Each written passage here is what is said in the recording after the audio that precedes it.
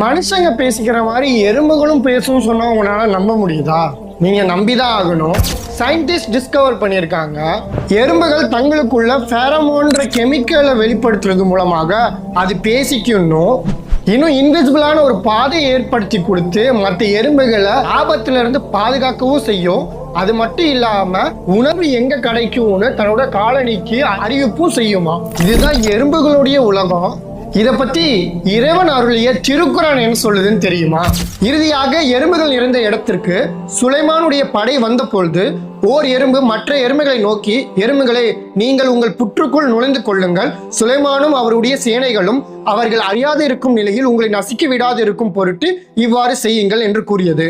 சுபஹானல்லாஹ், மனுஷங்க தங்களுக்குள்ள கம்யூனிகேட் பண்ற மாதிரி எறும்புகளும் கம்யூனிகேட் பண்ணும்னு 1400 வருடங்களுக்கு முன்பதாக அருளப்பட்ட திருக்குரான் சொல்லுது. இது மாதிரி பல்வேறு அறிவியல் உண்மைகளை இஸ்லாம் நாளுக்கு நாள் நிரூபிச்சுட்டு தான் இருக்குது.